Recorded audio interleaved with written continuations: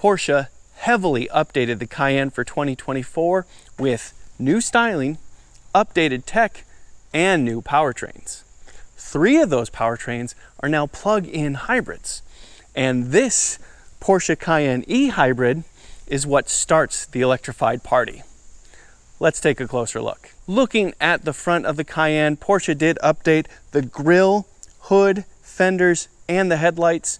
To me, the most noticeable is the grille. It's this nice big wide open space right here with these nice horizontal slats running the full width of them right here. But I do also like these new cuts and shape in the hood line, and these fenders do come up and are just a little bit bolder now, accentuating a wheel arch just a little bit more. These new headlights are matrix designed LED headlights, and they are now standard on the Cayenne. They have a different shape to them. For the last several years, I've liked Porsche designed headlights, and this is just a nice evolution of what they've been doing. Looking right up front, it's very obvious that we have adaptive cruise control and surround view camera right here, with the camera and this bigger sensor right here, but I think it integrates into the design nice and clean, and I do like the contrast of this nice white paint and these darker colors as you look down. And this very bottom part is clean as well. You have another lower grille entry right here, and otherwise just fairly smooth material to give you lower coefficient of drag as you go under the body. It's a generally nice shape. And as I mentioned, this is a new hood with new cuts in it, and it does look sharp, but I still want to show you what's underneath it. Well, there it is, your turbocharged 3-liter V6 plug-in hybrid. As you can see, it is mostly covered by this big plastic shroud, but some things are exposed. Here's your anti-lock brakes pump right here. You have a nice big control module right here. You have a battery terminal set up here. Positive is right here. Negative is down here. If you look just beneath this shroud, we do have some bracing going from the shock towers back to the firewall, and there's a fairly beefy brace right here to help strengthen up the front end. Also, you can see just the little bit of a corner of a beefy brace that goes across right here. So even though you can't see it, this is a heavily built up front end to give it a nice, strong, low amounts of flexibility. I do appreciate seeing that. The center line of the front axle is right around here, kind of at the front of this module right here, around the E of Porsche on the shroud. Much of the V6 is actually ahead of the front axle center line, but this is a front rear layout, front engine rear wheel drive chassis layout. So the transmission is behind, not next to the engine, and because this is a hybrid, we have a big battery pack in back, so weight distribution is actually pretty decent, even though the engine is a little bit closer to the front than I'd like to see. And finally, windshield washer fluid is really easy to get to, right on the driver's side, near the firewall, all day easy. Looking at the Cayenne in profile, this looks pretty similar to the outgoing model. Nothing hugely different compared to before, but I do think it is a generally nice shape, and I do like this standard white color. I think it contrasts the rest of the SUV nicely. Here is where Porsche tells you that it is an e-hybrid, and again, e-hybrid means plug-in hybrid, and to that end, you do plug in back here on the driver's side. German cars tend to have the fuel nozzle on the passenger side, so that makes sense. And there's no button to unlock it. You can just open it right from here. I'm not sure how I feel about this black plastic around the front and the rear fender flares, but I do like the polished metal window trim going around the car, the nice gloss black B and C pillars, and the white and black contrasting side view mirror colors as well. I also think that it's not overly done. It is tastefully done. You have cuts in the fenders to kind of form fender flares of sorts with like this sheer cut off to it right here before you get to the black plastic. And you have this one character line down here with a second one right down there, just below the cowl here, which is another pretty simple black plastic. It's just a little to make it stand out a touch, but it's not overly done. It's not overwrought, and I appreciate that. I will go ahead and put dimensions up on the screen so you can check those out now, and let you know that I have a lot more information in the description. Standard equipment on the 2024 Porsche Cayenne is this 20-inch wheel you see right here. You can go up to 22s, but this is the standard tire. And as you can see, we actually have a pretty decent amount of sidewall to work with here, but you do also have a mighty big brake behind this wheel. I think it's a nice two-tone 5-spoke design, polished in the middle with darker around the sides there. Yeah, works fine for me. And yes, even though this is a plug-in hybrid SUV, this is also a Porsche.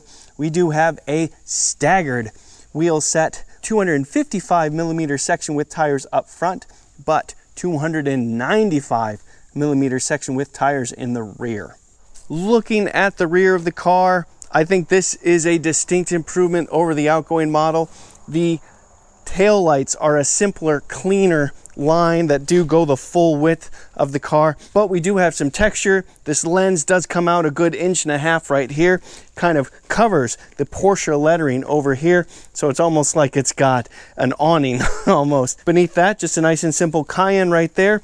And we do have a new location for the license plate, kind of part of the bumper here. This is a tastefully sized roof mounted spoiler for an SUV that doesn't need a roof mounted spoiler, but I could go without these little faux diffuser elements right here. For a car like this, especially a plug-in hybrid, seems a little bit on the silly side. We do have the $660 optional trail hitch right there, and we do have dual exhaust tips, and these tips right here, they're not necessary, but they are real. They are connected to the actual mufflers themselves. So they're a little bit ostentatious, but you know, for a Porsche, it also kind of works.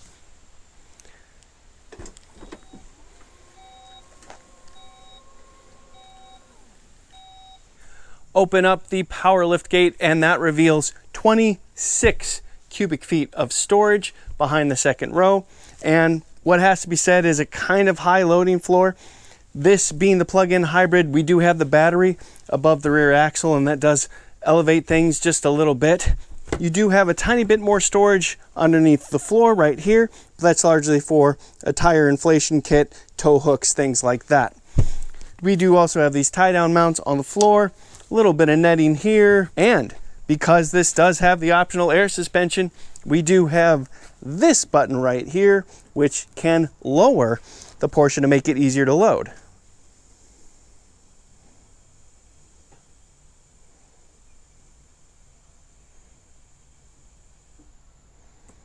How about that? That is a much lower loading floor, it must be said. And it makes it easier to remove the privacy panel. So if you need more than 26 cubic feet of storage and only need room for you and one passenger, that's that easy to do. Pull a couple levers and you have 55 cubic feet of storage and room for you and a passenger. And despite being less room than many SUVs this size, I'd still say plenty of room for my bike, but let's find out. Easy, straightforward, plenty wide. Carrying a bike is no problem at all. All right, let's check out the inside. All right, I'm actually going to start by starting the car because there's a couple things to show you with the engine running in back. Push button start on the left side, of course. Sport mode, so it's running. And actually, before I even show you what's lit up, I wanted to show you that I have the rear seats back up on the far end, but I left these seats down because I wanted to show you that you have different levels for the seat back. So first you have to release it with this button here, and then, so that's the most upright, but from there you can go all the way down to a recline like that. So that is the amount of variability you have in the seat back adjustment in the Porsche Cayenne, and there are several steps in between that. I think I'll be happy right there. And the reason why I started the Cayenne was because we have this screen right here, which shows you that we have heated rear seats, and we have heated rear seats because I have the $3,280 premium package in this particular Cayenne. That's also what gives me adaptive cruise control, a Bose sound system, and this panoramic moonroof you see right here. And it is haptic touch, 3-stage heated seats right there. I am 5 feet 11 inches tall, and as you can see, I have plenty of knee room right here, a good 6 inches, I would say. I also have headroom, about an inch or so of headroom, and that's despite having the panoramic moonroof. I also have good thigh support because the seat bottoms are nice and high, and I also have less than a 90-degree bend in my knees. Aside from the heated seats, I do also have a 12-volt cigarette-style port right there, and 2 USB Type-C plugs right there, and a nice little tray below that, and a nice little mini slot tray right there. I do also have my own little vanity light right there, lovely, and oh yeah, a center armrest with cup holders. So yeah, life is good back here. And in all seriousness, it is plenty spacious. This would be a perfectly comfortable second row for longer trips for adults. All right, to the front. You're looking at a $4,190 leather, black, and Bordeaux red interior. Yes, not cheap, but also quite fashionable. And that is on the door as well as your usual controls right here. This nice little polished metal look right there. We do have 3-position driver seat memory and some nice pockets down low. We do have a nice metal kick plate that says Cayenne right here, and we have $1,300 14-way adjustable power seats. Standard seats are 8-way adjustable, so this adds a couple of things like thigh support and lumbar support, 4-way lumbar support, those kinds of things. So yeah, it's easy to get comfortable in here. We do have a couple of controls for the lights to the left of the steering wheel, including the start-stop button actually, and the steering is adjustable both tilt and telescope electrically right down here. The steering wheel itself is a nice thick rim with lots of controls on both the left and the right side. This is our drive mode select right here, and this is what Porsche calls the Porsche driver experience. This toggle right here is what handles your driving aids, adaptive cruise control, but also lane keep assist, that kind of stuff. It's all right here. We do also have paddle shifters, upshift on the right, downshift on the left, and we do also have a 12.6-inch fully digital instrument cluster, and right next to that, a 12.3-inch center display. This particular Porsche does not have the 10.9-inch passenger display. That is a $1,540 standalone option, or part of the technology package, which is $3,730. And if you got the technology package, you would also get a head-up display and night vision assist, they call it. Your Prindle is actually next to, not beneath, the center display. You press for park, toggle down for drive, toggle up for reverse, and if you put it in reverse, that shows you your 360-degree surround camera view, which is always nice to see. Beneath that, we do have a wireless smartphone charger right there, and 2 more USB Type-C ports right there.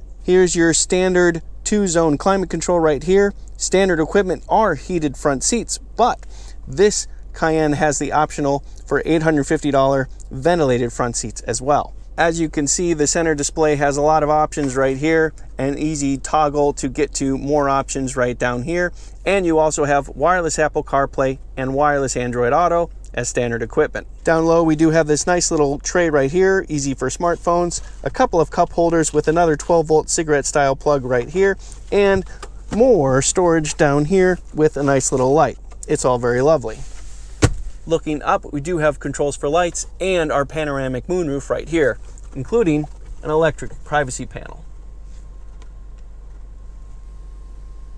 Lovely. All right, let's talk drive modes. We actually have several in the Porsche Cayenne. We have off-road, e-power, so electric-only driving, hybrid, let the computers decide what's most efficient using the battery or the engine. Then we have sport and sport plus. And we do also have an optional air suspension. We also have, as standard equipment, Porsche Active Suspension Management. So that means we have adjustable shock absorbers and adjustable ride heights built into the Cayenne. So even your base plug-in hybrid Cayenne can have a lot of sporting advantages compared to your run-of-the-mill SUV, Pretty slick. So there you have it. The updated 2024 Porsche Cayenne, this one, the e-hybrid. I'm Robin Warner. Thank you very much for watching.